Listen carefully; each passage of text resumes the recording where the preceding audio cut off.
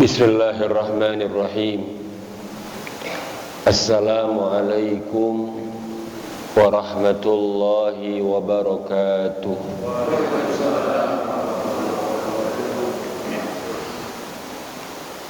Innal hamdalillah nahmaduhu wa nasta'inuhu wa nastaghfiruhu wa nastahdihi wa natubu ilaihi wa na'udzu billahi min shururi anfusina wa min sayyiati a'malina may yahdihillahu fala mudhillalah wa may yudlilhu fala hadiyalah. Asyhadu an la ilaha illallah wahdahu la syarikalah syahadatan nadakhiruha liyaumil liqa yaumul la yanfa'u malu wala banun illa man atallaha biqalbin salim. Wa asyhadu anna Muhammadan abduhu wa rasuluhu ballaghar risalah wa addal amanah wa nasahal ummah wa tarakana ala syari'atin bayda lailuha kanahariha la yazigu anha illa halik. Allahumma salli wa sallim mubarik ala hadzal nabiyil karim wa ala alihi wa sahbihi ajma'in. Amma ba'd. Qala Allah Ta'ala fil Qur'anil Karim, A'udzu billahi as-sami'il 'alim minasy syaithanir rajim. Qad aflaha man zakkaha wa qad khaba man dassaha. Wa qala ta'ala qad aflaha man tazakka wa zakara isma rabbih fasalla. Wa qala Rasulullah sallallahu alaihi wasallam, Allahumma ati nafsi taqwaha wa zakiha anta khairu man zakkaha anta waliyuha wa maulaha. Ikhwatal iman wa ikhwatal islam, akhwatul iman wa akhwatul islam yang terhormat pengurus Dewan Kemakmuran Musholla Al-Muhajirin, para hujjaj, para asatid, bapak-bapak, ibu-ibu jamaah salat subuh dan ta'lim ba'da subuh Musholla Al-Muhajirin, yang insyaallah mudah-mudahan kita semua sama-sama dirahmati dan diberkahi oleh Allah Subhanahu wa taala. Alhamdulillah wa syukrulillah. Puja-puji syukur kita senantiasa kita panjatkan kehadirat Allah Subhanahu wa taala atas limpahan nikmat, karunia dan kesempatan, kebaikan. Begitu juga dengan kemudahan-kemudahannya, sehingga alhamdulillah pada kesempatan pagi hari ini kembali Allah himpun kita, Allah pertemukan kita dalam majlis, Allah pertemukan kita dalam kajian ilmu, yang mudah-mudahan aktivitas kita di pagi hari ini menuai keberkahan dan ridhonya Allah Subhanahu wa taala. Salawat salam mudah-mudahan terlimpah curahkan keharibaan Nabi Muhammad sallallahu alaihi wasallam pada keluarga, sahabat serta para pengikutnya yang istiqamah mengikuti jejak langkah beliau, memperjuangkan sunnah-sunnah beliau sampai hari kiamat nanti. Ikhwatal iman, ikhwatal islam, bapak-bapak, ibu-ibu jamaah yang dirahmati Allah Subhanahu wa taala. Insyaallah taklim kita di subuh kali ini melanjutkan taklim kita pada pertemuan yang lalu ya. Di bulan yang lalu kita off ya, karena masih suasana hari tasyrik ya. Ya, di hari tasyrik itu hari makan dan minum. Ya, jadi alhamdulillah bisa ada ibadah yang bisa kita lakukan di hari-hari tasyrik ya. Jadi kita insyaallah lanjutkan kajian kita yang sebelumnya masih dalam pembahasan ridha sebagai amalan daripada amalan hati. Kita sudah paparkan bagaimana tentang ridha itu, bagaimana makna ataupun kedudukan daripada ridha ya, sebagai amalan-amalan hati. Insyaallah kita akan lanjutkan di pagi hari ini tentang darajatul ridha wa ahkamuha, tentang tingkatan-tingkatan ridha dan hukum-hukum seputar ridha. Ya. Jadi ada tingkatan daripada ridha dan hukum-hukum ridha. Tatafawat darajat ar-ridha al-qalbi fima bainaha bihasbi quwwati imani al-'abdi wa bihasbi al-amri alladhi dakhalahu ar-ridha min al-'abd. Ya, terjadi perbedaan, tatafawut ya.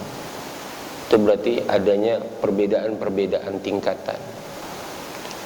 Terjadinya perbedaan tingkatan ridha itu fima bainaha bihasbi quwwati imanil abdi, tergantung pada kekuatan iman seorang hamba, dan tergantung pada perkara di mana seorang hamba masuk pada dirinya ridha. Ya. Jadi balik kualitas amalan hati itu tergantung pada kondisi seorang hamba itu. Makin dia bagus merawatnya, maka amalan hati itu juga akan semakin bagus. Makin dia rajin menempa, ya maka ridho itu akan membedakan antara setiap seorang dengan sebagian yang lain. Ya, samalah dengan kita bicara tentang keimanan. Ya, tingkat keimanan ini sama tidak sama itu tergantung pada setiap kita merawatnya. Ya. Kalau dia rajin merawat iman itu dengan ilmu, ya, merawat iman dengan amal, maka kualitas iman itu akan terpaut antara satu dengan yang lainnya. Ya. Tapi kalau dia beragama tidak memperhatikan atau tidak merawat imannya, maka yang terjadi keimanan ini juga akan semakin rendah tingkatannya. Jadi tergantung bihasbi quwwatil iman wa bihasbil amr allati dakhala ya allazi dakhala ar-ridha minal abd. Tergantung bagaimana ridha ini masuk pada diri seorang hamba. Wa hadhihi darajat tanqasim min jihati hukmiha ila salasati aqsam. Dan tingkatan-tingkatan ridha ini terbagi dari sisi hukumnya kepada 3 bagian. Jadi ridha ini secara hukumnya tingkatannya ini terbagi pada 3 bagian. Al-qismul awal, bagian yang pertama adalah ar-ridha al-wajib, ridha yang berhukum wajib. Kita kalau wajib ini berarti ya, harus, ya, gak boleh enggak. Kalau ini enggak ada, bisa berefek kepada jatuhnya seseorang kepada perbuatan dosa. Al-hukmu al-wajib. Wal qismu tsani, bagian yang kedua adalah ar-ridha al-mustahab, ridha yang bersifat mustahab, dianjurkan, ya, mandub bahasa lainnya. Itu berarti disunnahkan, dianjurkan, ditekankan kalau bisa. Ya. Dan ada al-qismus tsalis, ar-ridha al-muharram, ridha yang diharamkan. Jadi membahas ridha ini juga para ulama merinci tentang hukum-hukumnya. Nah, dan ini bisa diketahui dengan kita belajar gitu. Ya, kan ketika kita belajar ini belajar tentang hukum, ya, hukum-hukum syariah. Ya, dengan itu kita jadi tahu nih mana yang harus, mana yang diusahakan, mana yang bisa dibolehkan, mana yang dibenci, mana yang tidak disukai. Itu pengetahuan itu ada pada kita belajar agama. Fa'amar ridha al-wajib, adapun ridha yang berhukum wajib, fahuwa aslur ridha, ini adalah pokok usul, artinya perkara yang sangat pokok dalam ridha itu. Ya. Di mana wahia arba'a wa huwa fi arba'ati umurin, dan dia terdapat pada 4 hal, 4 perkara. Yang pertama adalah ar-ridha billahi rabba, ridha kepada Allah, ridha terhadap Allah, rabba sebagai Rabbnya. Ya, ini pokok. Ya, ridha yang bersifat pokok ini, bersifat wajib. Ridha terhadap Allah sebagai Rabbnya. Yang kedua, ar-ridha bil islami dinan, ridha terhadap Islam sebagai agamanya. Ini pokok. Kemudian ridha bi Muhammadin sallallahu alaihi wasallam nabiyya wa rasula, ridha terhadap Nabi Muhammad sebagai nabi dan rasulnya. Ini merupakan aslur ridha, ya, pokok daripada ridha itu. Sebut asal itu berarti apa asal itu, Pak? Akarnya, pokoknya, ya. Sehingga apa? Fa'an ibni Abbas ibni Abdul Muttalib radhiyallahu anhu, dari Ibnu Abbas, annahu, bahwasannya Nabi sallallahu alaihi wasallam, dari Abbas bin Abdul Muttalib, bahwasannya beliau mendengar Rasulullah sallallahu alaihi wasallam bersabda, zaqa tu'mal iman, zaqa ta'mal iman, ya, man radiya billahi rabba wa bil islami dina wa bi Muhammadin rasulah. Siapa yang merasakan, zaqa, zaqa yazuqu zauqan, ya, kasarnya zauq ini berarti rasa, ya, rasakan ini makanan. Zuq hazat ta'am, ya, rasakan ini nasi uduk, ya. Zuq ruzza uduk, ya, itu ya, cicipin, rasakan rasanya. Ternyata iman itu ada rasanya, Pak. Jadi kalau ada orang punya iman nggak kerasa enak, kalau orang punya iman merasa tersiksa, ya, kok punya iman tapi merasa tersiksa. Jadi muslim tersiksa dengan keislamannya. Dan harus kita masuk Islam itu apa? Senang. Aku kasih Islam itu kan pemberian Allah itu. Pasti kita senang itu, menjadi seorang muslim itu indah gitu. Oh, kok jadi orang Islam tersiksa dengan Islam, ya. Kok jadi orang beriman dia tersiksa gitu dengan ketaatan. Harus kan ketaatan, ibadah, ya, salat, zakat, puasa, semua ibadah-ibadah itu harusnya membuat dia lega, membuat dia itu merasakan zauq, ta'ma. Ta'ma ini artinya rasa iman itu, lezatnya iman, ya. Jadi orang harusnya ngaji itu ya jangan ngerasa beban, ya. Orang ketika dia mendapatkan sajian-sajian Allah, ya, hidangan Allah, harusnya merasakan dong lezatnya itu. Masya Allah. Kalau sehat, kalau sehat. Kapan terasa tidak lezatnya itu? Ketika sakit.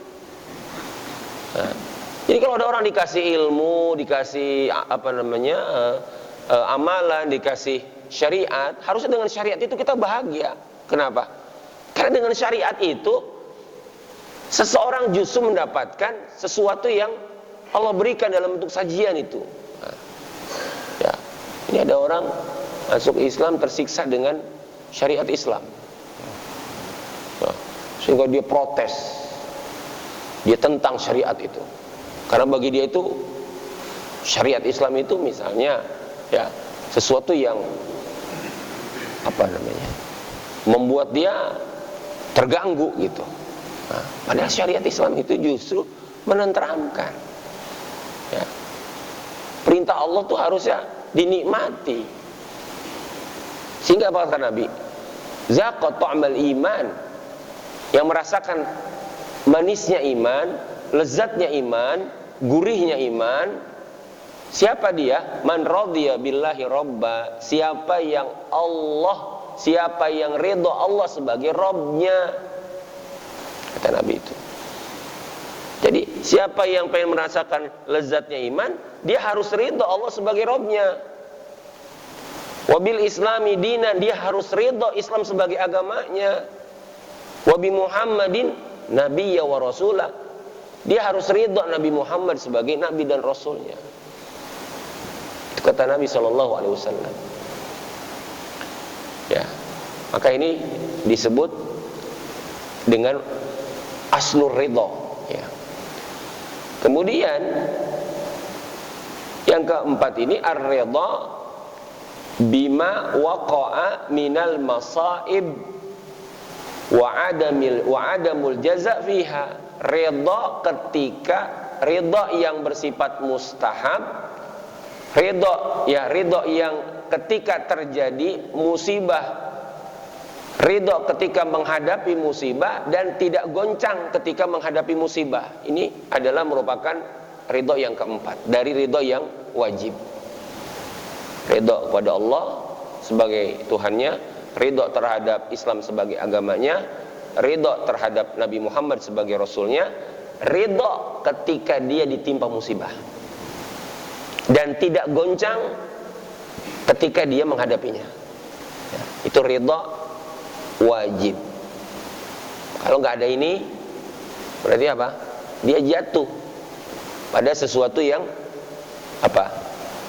tercela dalam, ya, ketika seseorang ini bisa jadi dia jatuh pada kekufuran ketika dia tidak memiliki empat ridho ini. Wa ammar ridho al-mustahab fahuwal manazil al-ulya minar ridha bil umur al-arba'ah as-sabiqah. Ridha yang mustahab itu adalah al-manazil al-ulya, yaitu kedudukan-kedudukan yang tinggi dari ridha bil umuril arba'ah, dari perkara yang empat tadi yang kita sebutkan. Ini ridhonya di atas daripada yang tadi, dari empat hal tadi. Berarti sudah berada pada level tertinggi daripada ridho. Karena ini tidak semua orang bisa. Ya. Karena nanti kalau kita lihat dalam kelas-kelasnya ini ada dalam penjelasan yang disampaikan oleh Syekhul Islam Ibnu Qayyim al-Jauziyah. Kemudian wa ammar ridho al-muharram, adapun ridho yang diharamkan adalah ar-ridha bil ma'asi wad dunub. Ridhonya seseorang terhadap kemaksiatan dan dosa. Nah, itu nggak boleh.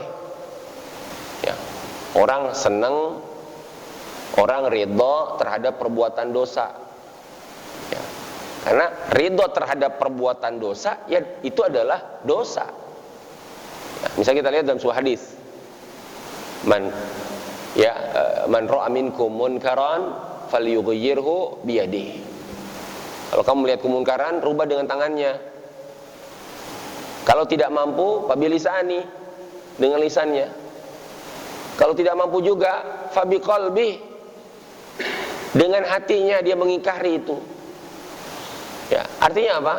Ketika orang melihat dosa, maka tidak dibolehkan seseorang membiarkan dalam hatinya ini ridho terhadap perbuatan dosa itu, nggak boleh. Ya nggak apa-apa. Ya nggak boleh, nggak diapa-apakan. Perbuatan dosa itu harus diingkari. Perbuatan maksiat itu orang harus benci, nggak boleh ridho.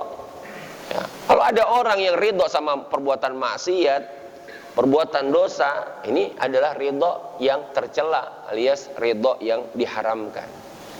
Ya. Karena nanti bahaya Kalau ada orang kemaksiatan dia ridhoi, kemunkaran dia ridhoi, maka sama hukumnya seperti orang yang melakukannya.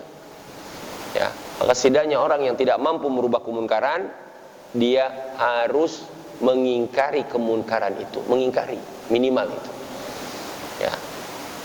Gimana Ustaz kalau mengingkari tapi ngikut-ngikut juga?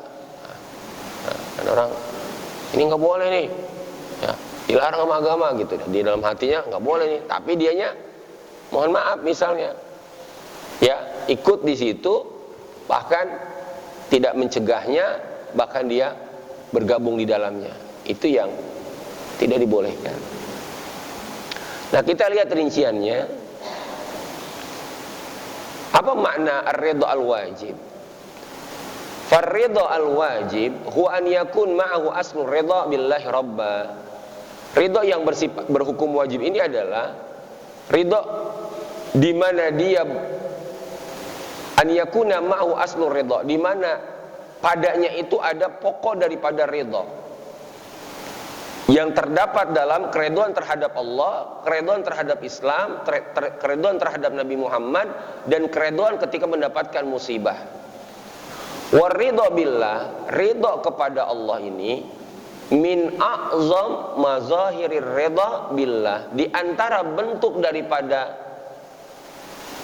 ya mazhar, yaitu bukti ya daripada ridha terhadap Allah ini adalah dibuktikan dengan ifraduhu subhanahu bi anwa'il ubudiyah al-uluhiyah.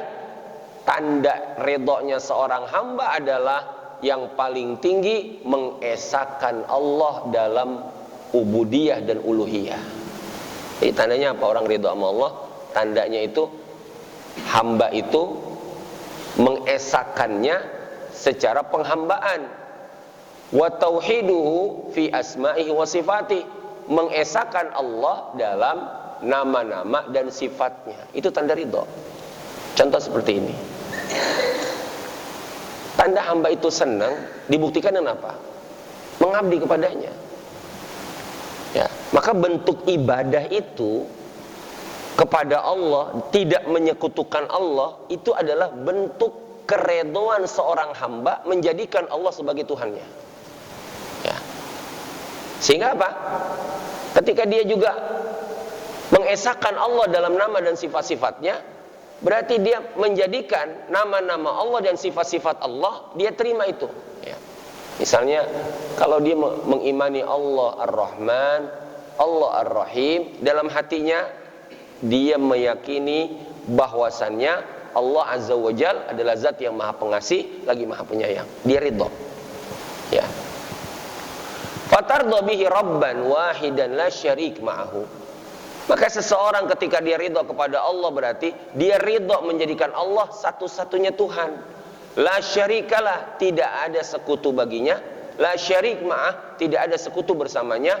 Wa tardo bi'ibadatihi, seseorang ridho dengan menyembahnya. Wa hubbihi, mencintainya. Wa tadzallul ilaihi, tunduk kepadanya, merendahkan diri kepadanya. Wal khudu' lahu, war-raghbah, bersemangat mengejarnya, war-rahbah, dan merasa takut darinya. Ini adalah bentuk ridho kita kepada Allah. Apa bentuk tunduknya kita kepada Allah Subhanahu wa taala? Wa rajaihi, rojanya kepada Allah, wala tusyrik ma'ahu ahadan fi syai'in, dan dia tidak menjadikan sekutu bagi Allah dengan sesuatu apapun. Maka bentuk ini adalah bentuk ridhonya seorang hamba kepada Allah Subhanahu wa taala. Wa tardo bitadbiri, ridho kepada Allah juga ridho terhadap pengaturan yang Allah lakukan. Jangan protes, jangan komplain. Ya, kalau ada seorang hamba, dia sadar Allah ini mudabbir, khalik, harusnya kita udah ridho tuh. Mau Allah atur apa aja, ya sudah kita ridho saja. Karena bisa jadi apa yang Allah tadbir lebih indah daripada apa yang kita rancang. Ya, halo. Iya. Jadi tadbirnya Allah, ya, skenarionya Allah jauh lebih indah daripada rencana kita. Itu. Ya. Yang kadang-kadang manusia punya rencana, wah ini bagus nih. Tapi hati-hati, nanti ada buku judulnya Qawaid, kaidah-kaidah dalam Al-Quran itu.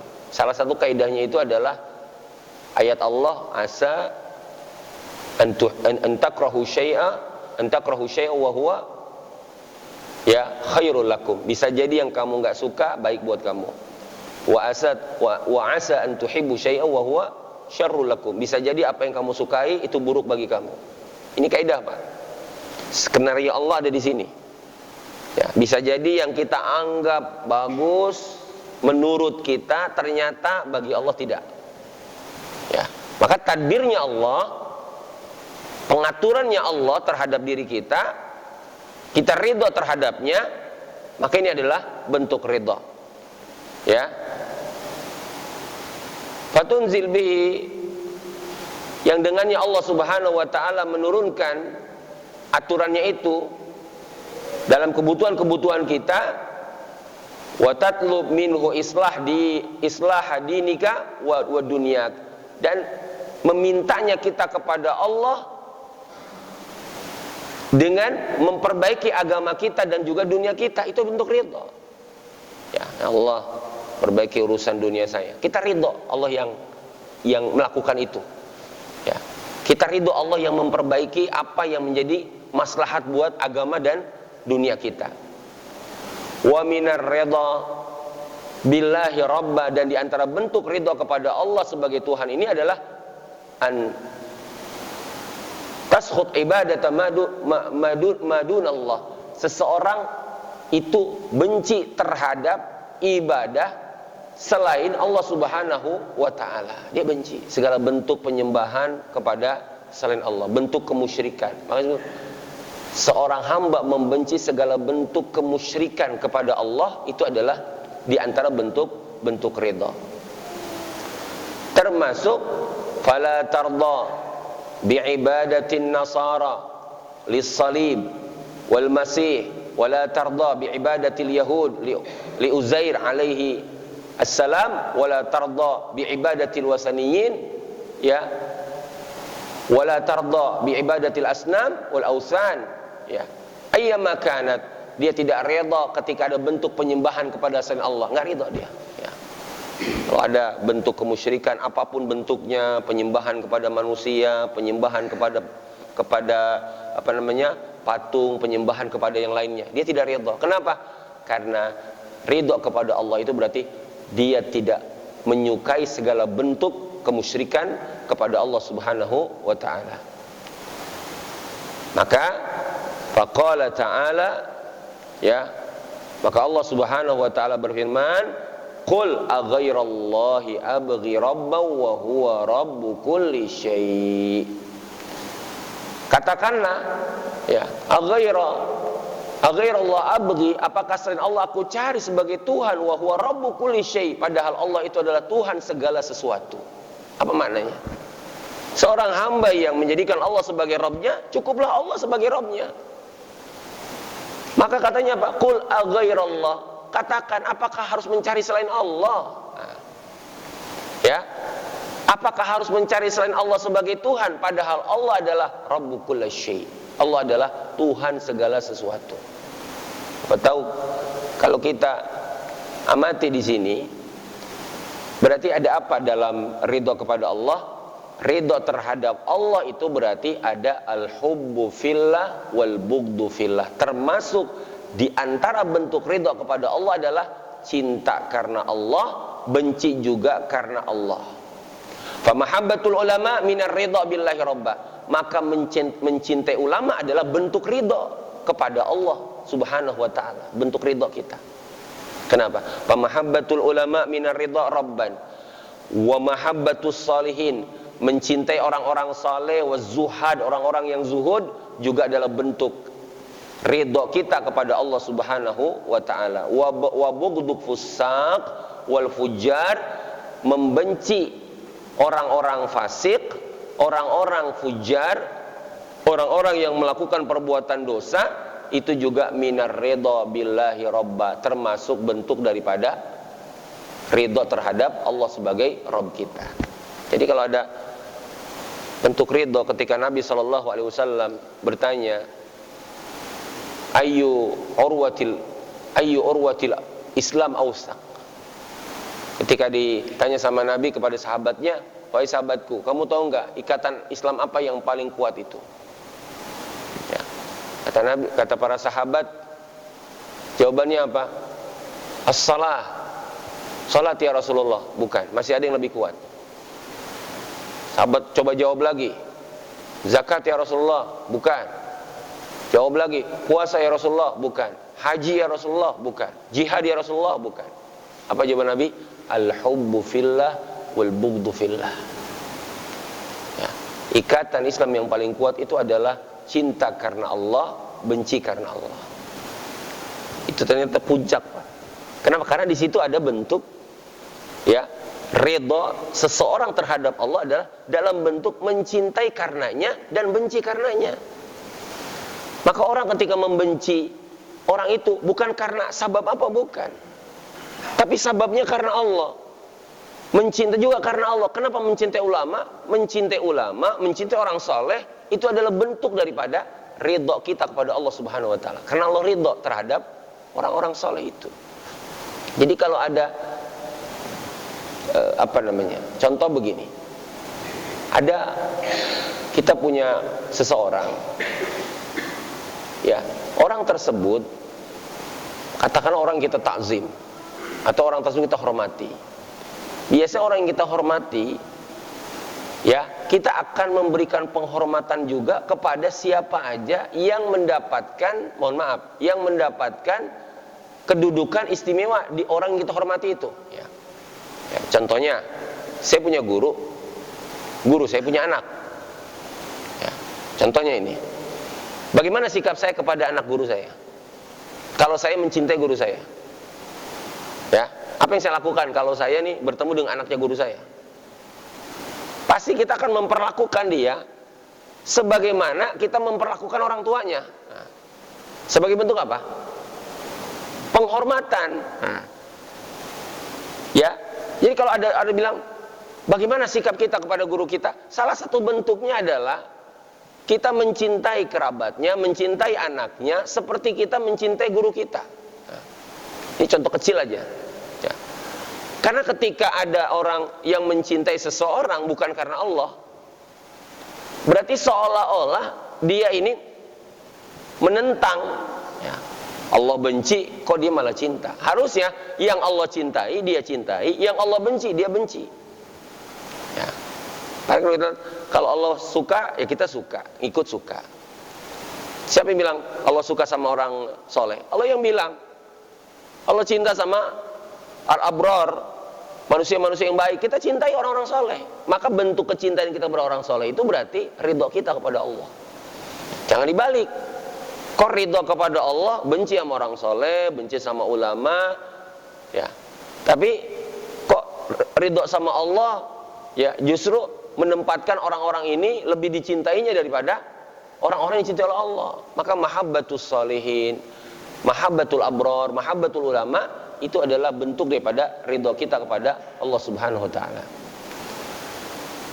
Nah, termasuk wa ba'dul mumassilin wa bughdul mumassilin, membenci orang-orang yang, ya, katakanlah selebritis yang melakukan tindakan-tindakan keji, tindakan-tindakan tidak pantas terhadap agama, ya, itu ada kita kebencian, benci terhadap perilaku itu, ya. Jangan sampai kita ridho sama dia padahal dia, mohon maaf, katakanlah perilakunya ini menodai kehormatan agama kita, nggak boleh. Ini bentuk ridho, ya. Waridho bil Islam, ridho terhadap Islam adalah antardha bima syara'ahu Allah fi min ahkam. Engkau ridha terhadap apa yang Allah syariatkan dari hukum-hukum. Fama haramahullahu tardha bitahrimi. Apa yang Allah haramkan engkau ridha dengan keharamannya. Wa ma ahallahu tardha bitahlili. Apa yang Allah halalkan engkau ridha dengan kehalalannya. Wa ma aujabahu tardha biijabih. Dan apa-apa yang Allah wajibkan engkau ridha dengan apa yang diwajibkannya. Itu ridha, mengikuti itu. Sehingga apa? Ketika seseorang ridho terhadap apa yang Allah syariatkan, yang halal dia terima kehalalannya, yang haram dia terima keharamannya tanpa protes. Ya, tanpa dia mohon maaf membantah. Nah, banyak orang yang beragama sekarang mengaku muslim tapi mendebat hukum-hukum agamanya. Ya. Khususnya orang-orang yang berfaham kiri ini, ya, itu didebat semua hukum syariat, ya, diotak-atik, didebat oleh dia, ditentang oleh dia. Padahal sebagai seorang muslim, tugas dia adalah berserah diri terhadap ketetapan Allah. Itu kalau kata Allah halal, ya sudah halal. Kan semua yang halal Allah halalkan berdasarkan mengakui, mengimani, menerima, mengikuti. Maka ketika ada orang Badui datang ke Nabi, ya Rasulullah, aro'ait, bagaimana pendapat engkau? Saya minta saran atau saya minta pendapat. Ya, kalau saya salaitul khams, wasumtu Ramadan, wa ahlaltul halal, wa haramtul haram, adkhulul jannah. Ya Rasulullah, kalau saya kerjakan salat 5 waktu dengan baik, saya puasa Ramadan, saya halalkan yang halal. Kalimat ya, ahlaltul halal wa haramtul haram.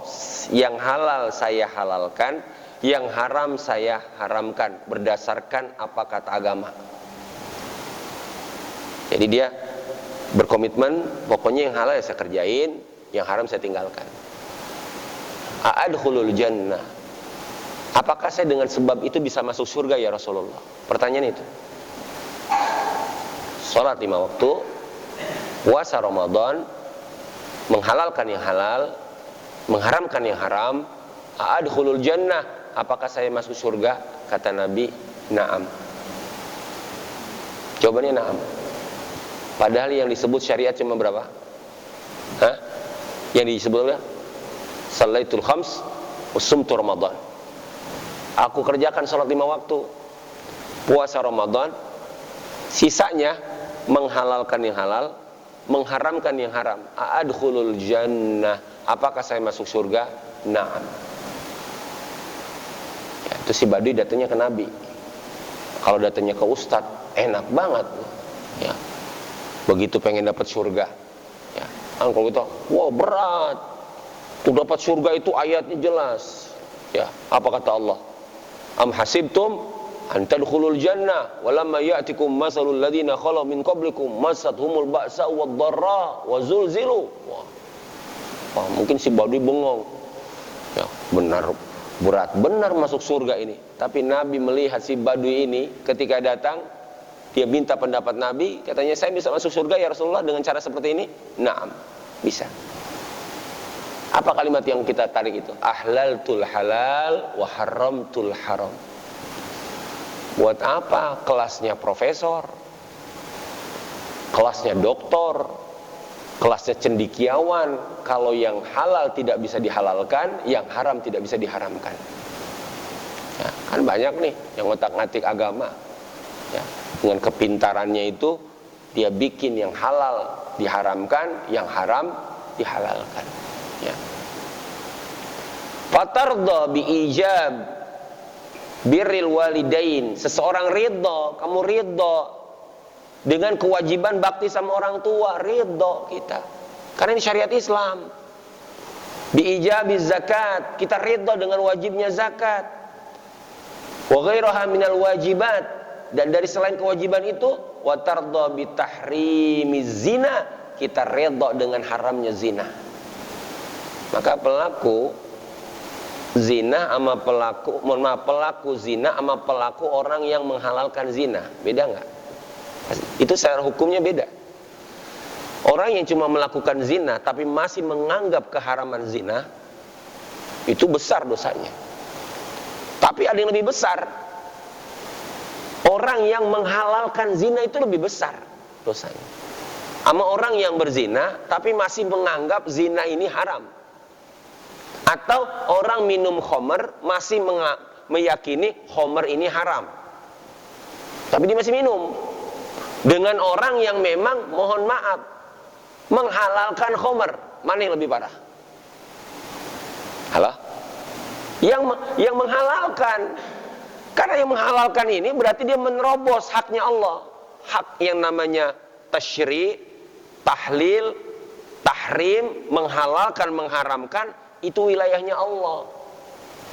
Nah, kalau ada makhluk yang ngambil, ya, apa namanya itu, mensabotase, ya, wilayahnya Allah ini, masalah halal haram. Allah bilang, ahalallahu bai'a wa harramar riba.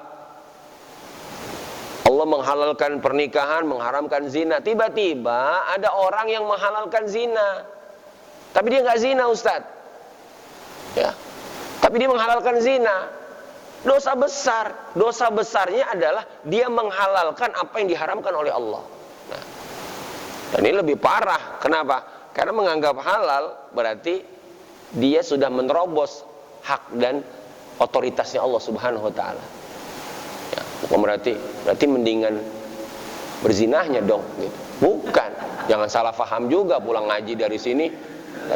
Tadi saya ngaji sama Ustadz di musola, katanya begitu, ya, ada yang lebih parah katanya daripada berzina, ya, menghalalkan zina itu lebih parah, ya, tapi itu juga dosa besar, lebih besar lagi menghalalkannya itu. Bahkan di antara bentuk fenomena akhir zaman, ya, fenomena akhir zaman, artinya ini tanda-tanda kiamat, menjelang kiamat. Apa itu? Salah satunya adalah zina dianggap halal, ya, karena ini akan terus bergulir. Artinya ketika ini dianggap halal, nanti larangan-larangan seperti ini sudah nggak berlaku lagi. Ya. Orang sudah menghalalkan. Ya. Coba fenomena sekarang. Kan itu sudah mulai kelihatan nih menjelang kiamat ini tanda-tanda itu. Ya. Dulu orang, mohon maaf, ya, jangankan sampai berdua-duaan gitu. Rasa malu orang dulu tinggi, Pak. Yang namanya berjalan berdua macam-macam gitu, laki-laki perempuan, rasanya masih dijaga dulu, ya, mungkin ini kelas-kelasnya orang-orang tua kita dulu gitu, kayaknya nggak seperti anak-anak kita sekarang, ya, menjaga diri itu. Artinya apa di sini? Menghalalkan apa yang diharamkan atau mengharamkan apa yang dihalalkan, itu nggak merupakan bentuk daripada perbuatan yang dilarang. Termasuk, ya, wabi tahrimir riba, ridho terhadap haramnya riba, jangan protes, ya. Allah yang bilang ahalallahu bai'a wa harramar riba, Allah menghalalkan jual beli, mengharamkan riba, jangan protes. Kalau kita ridho Islam sebagai agama kita, terima itu syariat, nggak bisa dikomplain-komplain. Wah, dengan apa namanya, riba ini kan bla bla bla, pakai argumen sekian. Bukan, agama ini istislam, berserah diri terhadap ketetapannya, terhadap hukum-hukumnya, ya. Maka ini adalah bentuk daripada ridhonya seseorang terhadap Islam sebagai agama. Wa minar ridha bil Islam walatul muslimin. Di antara bentuk ridho terhadap Islam sebagai agama adalah berloyal kepada kaum muslimin, loyalitas, ya. Dia bisa melihat mana itu yang saudaranya. Kita baca itu wabil muslimina, ya, dan Islam, kaum muslim itu sebagai ikhwana, saudaranya. Ridho terhadap Islam sebagai agama tapi benci sesama muslim. Ini kan ironis, ya. Padahal Nabi mengajarkan wa kunu ibadallah ikhwana, jadilah engkau hamba-hamba Allah bersaudara, ya. Jangan berselisih, jangan sesama muslim ini, mohon maaf, kalau kata bahasanya agama itu sibabul muslim fusuk wa qitalu kufrun, mencaci orang muslim kefasikan, Pak, ya. Mencacinya itu, ya, mencacinya, merendahkannya, mengolok-oloknya, itu adalah bentuk daripada sikap buruk itu, ya. Kemudian Ar-ridha bi Muhammadin sallallahu alaihi wasallam, ridha terhadap Nabi Muhammad sallallahu alaihi wasallam, tatamassal, bisa dibuktikan mazahirur ridha bi hadzal nabiyil karim bi umur minha mahabbatuhu, bisa dibuktikan dengan mencintai Nabi sallallahu alaihi wasallam, walaisal iktifa bi mahabbatihi faqat, bukan cuma cukup mencintainya saja, bal an yakun ahab, bahkan Nabi harus dicintai, ya, min nafsika, dari dirimu, wa zaujika, dari istrimu, wa abika, dari ayahmu, wa ummik, dari ibumu, wa abnaik, anak-anakmu, wa asdiqaik, teman-temanmu, wa aqaribik.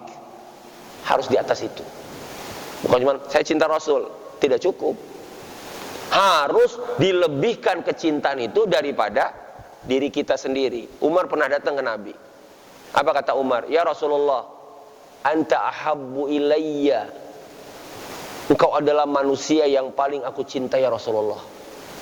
Min, katanya, dari siapa?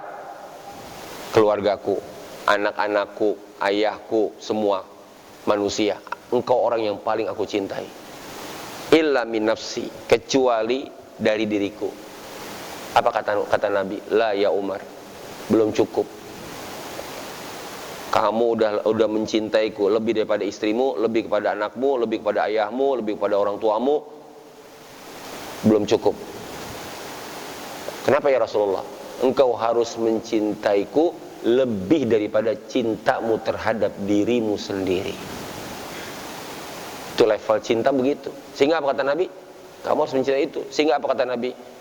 Kata Umar bin Khattab, ya Rasulullah, al-an, sekarang engkau adalah orang yang paling aku cintai di atas semuanya, di atas diriku sendiri. Baru kata Nabi, al-an ya Umar, baru sekarang itu cinta yang betul. Apa maknanya itu? Maknanya adalah ketika seseorang redha kepada Nabi Muhammad SAW, dia harus menempatkan cintanya kepada Rasul di atas cintanya kepada manusia yang lain. Maka pantas para sahabat keuji kecintaannya.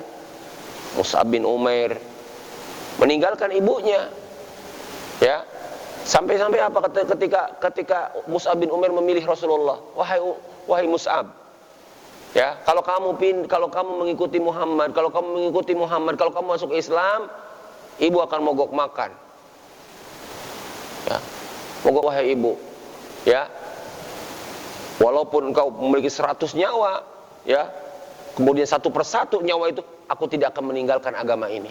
Ini bicara tentang kecintaan kepada Rasulullah sallallahu alaihi wasallam. Wa minar ridha bihi nabiyyan, ya, iftida'uhu birruh wal jasad. Di antara bentuk ridha terhadap Nabi sebagai Rasul, sebagai nabinya, adalah mengorbankan ruh dan jasadnya, kama fa'ala sahabah, sebagaimana yang dilakukan oleh para sahabat. Bagaimana sahabat Abu Bakar ketika berhijrah, bagaimana beliau saking melindungi Nabi, ya, sampai harus menahan rasa sakit digigit oleh kalajengking. Pada saat perang Uhud, di saat Nabi SAW berada dalam kondisi darurat, apa yang dilakukan sahabat? Saat itu sahabat mengelilingi Rasulullah SAW untuk melindungi Nabi. Semua bentuk-bentuk ini menunjukkan bahwasannya ridhonya seseorang terhadap Rasul sebagai nabinya adalah dibuktikan dengan kecintaannya, pembelaannya, loyalitasnya, termasuk bentuknya adalah dengan ridho terhadap apa yang Nabi SAW putuskan. Makanya sahabat gak ada yang berat, Pak, ya. Sahabat-sahabat ini nggak ada yang berat ketika mereka ridho terhadap Nabi SAW. Mereka ini menerima apapun keputusan Rasulullah SAW. Inilah bentuk ridho yang bersifat wajib, yaitu ridho terhadap Nabi Muhammad sebagai Nabi dan Rasulnya. Ini mungkin, ya, prolog kita di kesempatan pagi hari ini. Mungkin ada yang mau bertanya? Atau sudah ridho gitu, sehingga tidak ada pertanyaan? Ada? Nggak ada? Ya, silakan. Assalamualaikum warahmatullahi wabarakatuh. Waalaikumsalam warahmatullahi wabarakatuh. Saya juga Ustaz, pertama berkaitan sekarang ini kan di beberapa negara Eropa yang paling terkenal di Swedia sama Denmark itu kan marak pembakaran Al-Quran kan. Al-Quran dan reaksi dari negara-negara muslim itu beda-beda. Ada yang rakyatnya protes, demo, ada yang besar-besarnya diusir. Bisa sih, kebetulan ada macam-macam kan. Kau di mana? Ada macam-macam di Indonesia. Di sini. Iya. Nah, kalau kita sebagai seorang muslim itu ada penghinaan Nabi, ada pembakaran Al-Quran dan sebagainya, itu sebetulnya reaksi atau action apa yang paling tepat kita? Apakah kita demo itu atau kita diem aja atau bagaimana? Karena selama ini kan kita juga ada kata-kata yang tetap mengatakan misalnya saat Rasulullah hina dibakar itu adalah sampai pokoknya sampai luar biasa kelebihan, dan ada juga yang mengatakan Rasulullah kenapa berbuat seperti itu? Kalau Rasulullah sendiri aja dilempari tidak marah, dikalungi dengan kotoran hewan tidak marah, kenapa tidak marah? Nabi aja tidak marah. Sama itu. Misalnya yang kedua, Ustaz, kalau di tadi itu Ustaz ngasih pencerahan bahwa sebenarnya saat kita itu tidak mempercayai atau tadi contohnya menghalalkan zina itu lebih parah daripada melakukan zina itu kan. Tapi bagaimana dengan fenomena saat ini di mana umat Islam itu seperti digiring untuk menghalalkan yang menurut Islam halal. Misalnya dalam surat Al-Imran itu kan sudah jelas, misalnya ada di berbagai banyak ayat sih. Salah satu di Al-Imran itu layakat mukminin kafirnya awliya amin dunil mu'minin. Artinya kita tidak boleh memilih wali atau pimpinan itu orang-orang kafir dan meninggalkan orang muslim. Tapi saat ini kan banyak sekali dari media, mungkin dari pemahaman dan sebagainya kita dikirim. Sekarang sudah zamannya lagi, karena yang sekarang ini yang paling penting adalah ini begitu ini. Nah, kalau kita sampai mempercayai seperti itu, kan ikut yang tadi itu kan, Allah begitu. Mohon pencerahan dari dua ini, Ustaz. Masih. Assalamualaikum warahmatullahi wabarakatuh. Assalamualaikum. Iya, baik. Ya, Bismillahirrahmanirrahim. Bagaimana sikap kita ketika melihat atau menemukan bentuk daripada katakanlah penodaan, penghinaan, penistaan terhadap hal-hal yang di kalangan kita sebagai kaum muslimin adalah sesuatu yang sangat dimuliakan, seperti Al-Quran, ya, Al-Karim, kemudian Rasulullah SAW. Bagaimana sikap kita gitu? Apa yang bisa dilakukan oleh seorang muslim ketika misalnya Al-Quran diinjak-injak, Al-Quran misalnya dibakar, atau Al-Quran misalnya dilecehkan dalam sikap-sikap seperti itu. Ya tentu kita balik kepada konsekuensi daripada syahadat asyhadu alla ilaha illallah wa asyhadu anna muhammadar rasulullah. Ya, itu kan ada muatan-muatannya ketika seorang menjadi seorang muslim itu. Muatan-muatan itu salah satunya adalah adanya al-wala wal bara' tadi, loyalitas, ya, kecintaan, wal bara' dan sikap berlepas diri. Sebenarnya ini menjadi indikator gitu. Sejauh mana agama seseorang, ya sejauh mana loyalnya terhadap Allah, Rasul, loyalnya terhadap agamanya. Jadi kalau ada seorang yang mengaku sebagai seorang muslim, itu barometernya apa keislaman itu? Barometernya adalah bentuk loyalnya terhadap agamanya itu. Ya, mungkin orang dulu menyebut istilah dengan fanatik. Ya, fanatik kan menjadi bahasa yang jelek gitu. Pada fanatik kalau itu maknanya berkomitmen, ya, fanatik itu artinya orang menjalankan Islam, yang harusnya bagus dong. Kenapa? Kan Karena muslim yang taat, muslim yang benar-benar menjalankan agamanya, ya itulah muslim sejatinya gitu. Tapi kan akhirnya orang yang melakukan atau orang yang menjalankan syariat atau orang yang menjalankan hukum-hukum, menjalankan agamanya dengan baik, labelnya dilabeli. Ya, dengan label-label, mohon maaf, fanatik, fundamental dan sebagainya.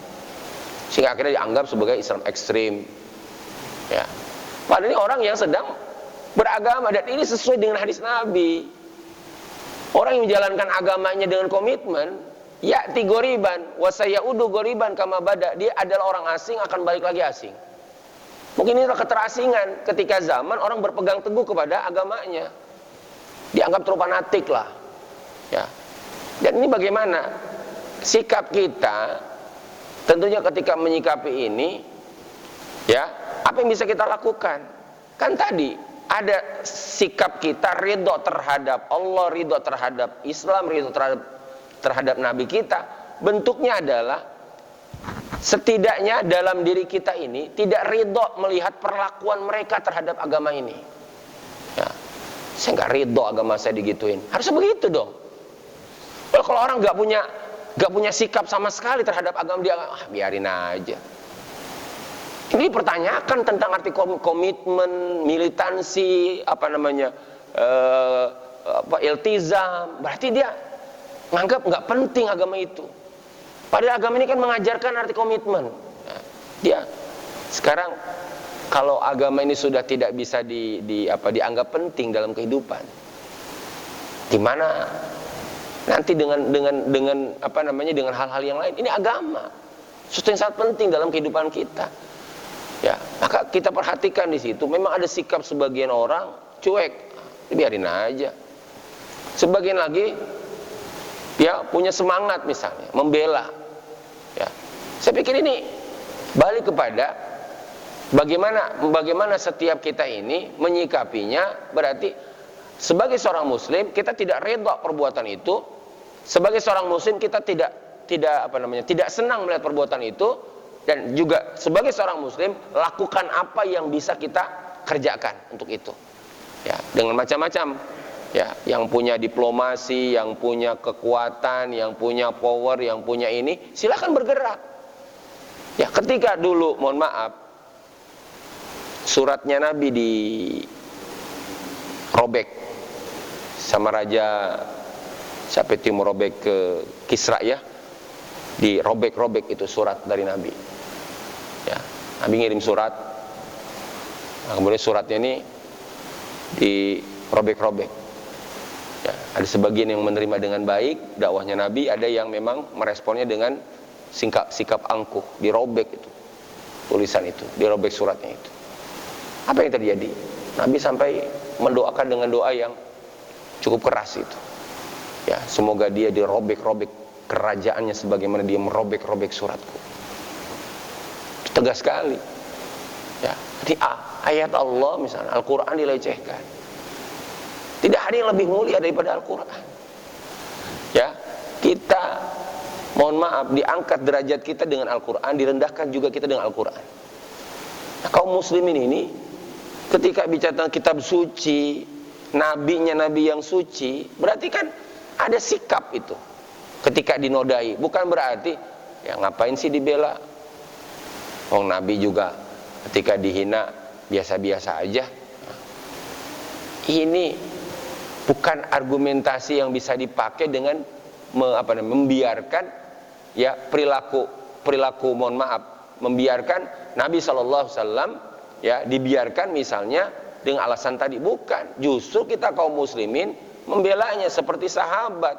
Ketika Nabi SAW berada di perang Uhud, sudah terdesak, hampir-hampir mohon maaf, keadaannya sangat terdesak, sahabat saat itu sampai membentengi Nabi SAW, memberikan perlindungan. Itu sahabat. Sampai akhirnya apa? Sebagian mereka ada yang terkena panah, terkena busur, sebagian mereka sampai terkena tombak, saking melindungi Nabi SAW. Nah, ini bagaimana bisa dikatakan cukup biarkan saja? Nah, Nabi kita kan Nabi penyabar, nabinya saja. Ya, tapi kalau sudah menodai kehormatannya, menodai kemuliaannya, karena itu sikap adalah sikap al-wala, loyalitasnya terhadap mahabbahnya kepada Rasulullah sallallahu alaihi wasallam. Jadi saya pikir kita juga harus di sini, ketika memang itu menyangkut kehormatan agama kita, maka harus ada giroh. Apa giroh? Kecemburuan. Gak mau kita agama kita, gak mau kita Rasul kita, gak mau kitab suci kita diinjak-injak. Itu bentuk giroh. Dan bahaya sekali kalau orang beragama tidak punya giroh. Bahaya itu. Ya, karena giroh ini yang akan membuat agama kita itu menjadi menyala berkobar-kobar. Kalau ini nggak ada, coba apa yang terjadi? Kalau suami udah nggak punya kecemburuan, ada istrinya diinjak-injak kehormatannya, ya, dia nggak punya giroh, nggak punya kecemburuan, gimana? Namanya apa? Dayus. Mau jadi seorang muslim dayus? Ya, ada dayus itu biarin aja Islam digituin. Gimana kalau mohon maaf di hadapan matanya kehormatan istrinya tuh mohon maaf dinodai, ya? Apa dia diam? Gitu. Itu baru kelasnya istri. Ya, bagaimana kehormatannya Nabi? Bagaimana kehormatannya Islam? Apa arti kita baca doa Allahumma a'izzal Islam wal muslimin? Itu kan doa salat kita di salat Jumat itu. Allahumma a'izzal Islam wal muslimin. Ya Allah, muliakan Islam dan kaum muslimin. Tapi faktanya ketika Islam dinodai, Islamnya ini diserang, Islamnya ini mohon maaf dihina, dia bilang, oh, Islam rahmatan lil alamin. Agama kita ini, Pak, agama yang wasatiyah ini. Mohon maaf, kapan lembut, kapan keras. Ya, beda dengan syariatnya Musa. Musa ini syariatnya keras. Karena Musa ini ketika diutus itu menghadapi kaumnya memang model begitu. Ya, model-model ngebandel, ngeyel, susah diatur. Maka perhatikan ketika Musa diutus itu karakter syariatnya itu keras. Ya, karena saking kerasnya Musa pernah mukul orang sampai, ya, iya, tumbang itu orang, Pak, dipukul sama Musa. Ya. Tapi syariatnya Nabi Isa kebalikan Nabi Musa. Ya, dia lain, sifatnya lembek. Ya, jika kamu ditampar apa itu pipi kananmu, berikan pipi kirimu. Dia kebalikannya. Syariat Islam itu wasatiyah, di pertengahan. Ya, lembut, keras. Kapan keras, kapan lembut. Enggak semuanya bisa disikapi dengan lembut. Seperti mohon maaf menghadapi propaganda orang munafik. Allah kan jelas itu, enggak bisa pakai cara lembut. Ya, sampai kata Allah jahidil kuffar wal munafiqin. Ya, perang itu orang-orang itu. Maknanya apa? Tegas kepada mereka. Wagluz alaihim. Buat mereka ini keder, takut. Kenapa? Karena nggak bisa pakai bahasa lembut. Ketika pakai bahasa lembut, itu mereka makin leluasa itu. Nah, melihat kelemahan kaum muslimin. Makanya lihat, kadang-kadang tidak semuanya dengan kelembutan. Ada sisi kelembutan, ada sisi ketegasan. Maka di Quran ada kalimatnya, Muhammadur Rasulullah. Muhammad adalah utusan Allah. Walladina, ya, orang-orang yang bersamanya adalah asyidda alal kuffar, tegas. Nah, jadi dalam ini ambil sikap itu.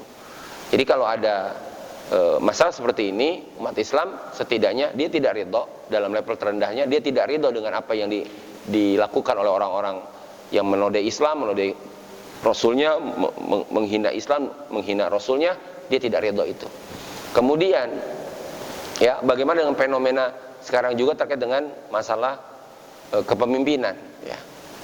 Balik kita kepada firman Allah Subhanahu wa taala yang tadi mungkin disebutkan, setiap apa yang Allah sampaikan pasti ada hikmah. Gak mungkin Allah melarang. Gak mungkin Allah melarang kalau tidak ada hikmahnya. Kenapa Allah Subhanahu wa taala la yattakhidil mu'min? Jangan orang-orang mukmin ini menjadikan pemimpinnya. Gak mungkin Allah kasih larangan itu kalau tidak ada, mohon maaf, kalau tidak ada madaratnya.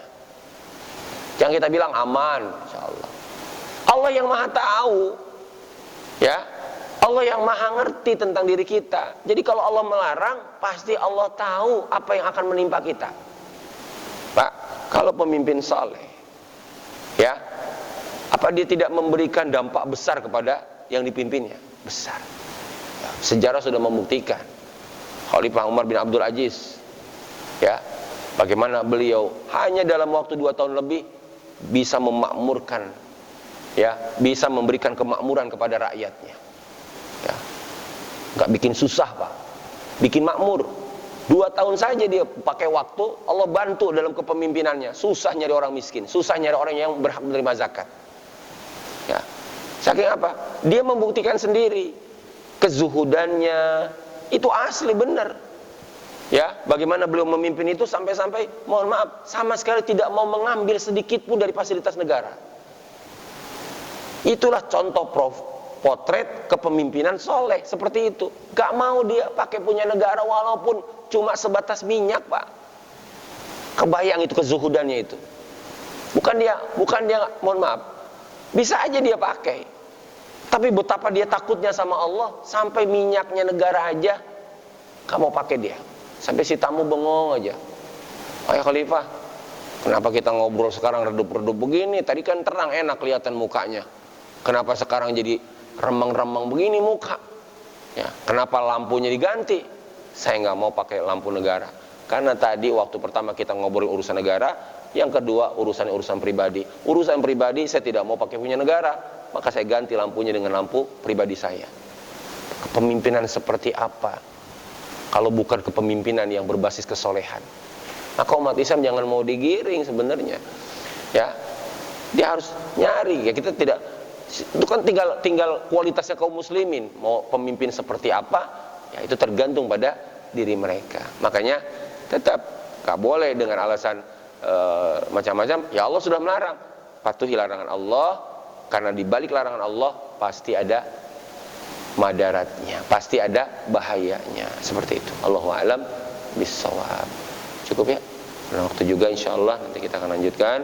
Mudah bermanfaatnya, dan kita tutup kajian kita di pagi hari ini dengan doa kafaratul majlis. Subhanakallahumma wa bihamdika asyhadu an la ilaha illa anta astaghfiruka wa atubu ilaik. Assalamualaikum warahmatullahi wabarakatuh.